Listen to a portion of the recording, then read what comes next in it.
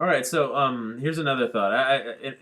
Pretty soon, my roommate's probably gonna be back, and we're gonna be playing some games of chess and backgammon in a little while. Now, if anybody out there plays chess, you know it's a brilliant game, right? No matter how good you are at it or bad you are at it, you see the complexity of the game, right? When you're playing, you see, oh my gosh, dude, there could be I could move anything right here, and I don't know what will happen.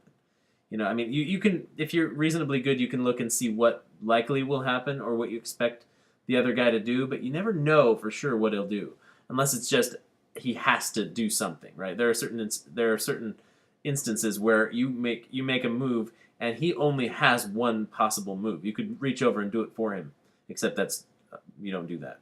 But there are certain instances like that, but then for the most part, every single time there's 50 moves you could make, right? You just never know, especially right at the opening, like the first 5 6 moves. You don't know what the other guy's doing, so you can't really strategize. You can't make your move expecting that the other guy is going to do something. You just don't know, and even the people who are trained and they know the openings and the names of the certain openings like Queen's Gambit or the English or various other openings, they there's not really a strategy once you get past a certain point.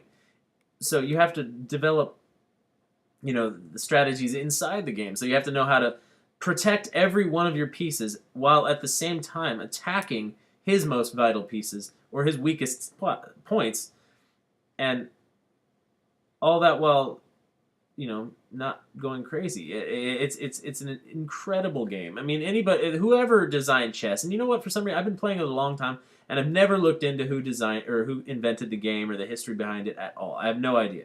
I have not looked into it. It seems like I could easily hop on Wikipedia right now and find out, right? But I'm not gonna do it. I won't.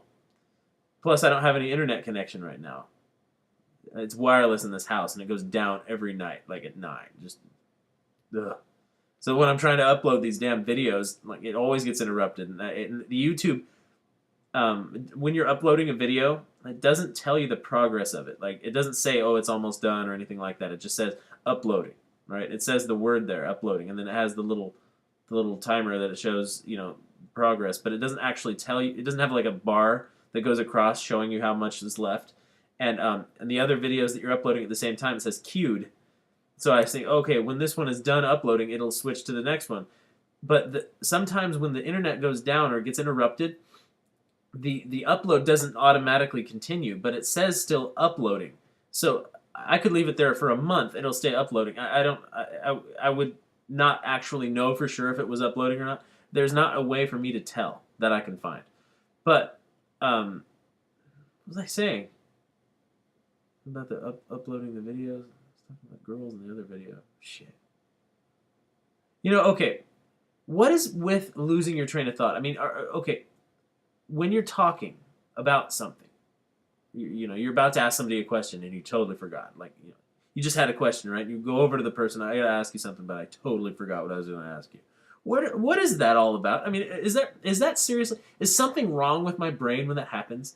Or is that just normal? I mean, I'm sure it happens to everybody, but when it happens, why does it happen to everybody, right? Death happens to everybody too. I mean, that's unfortunate, right? So losing thoughts, like, oops, I had an idea, but I don't remember what it was, right? That's why I'm recording these, because a lot of the time when I watch these videos, I don't remember it. My video where it's called The Zoo, that video game, I'm still stoked on that idea, dude. And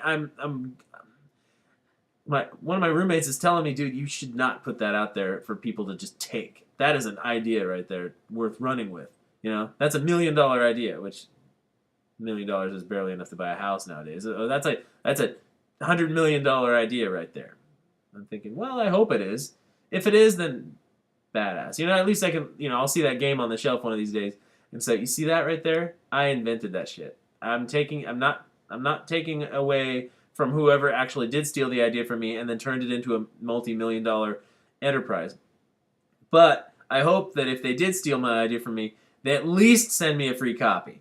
I mean, that would be nice. Maybe like a copy autographed by all the voice actors in it or something like that. That would be pretty cool. And then I'd say, all right, maybe I should have looked into patenting that shit, but whatever.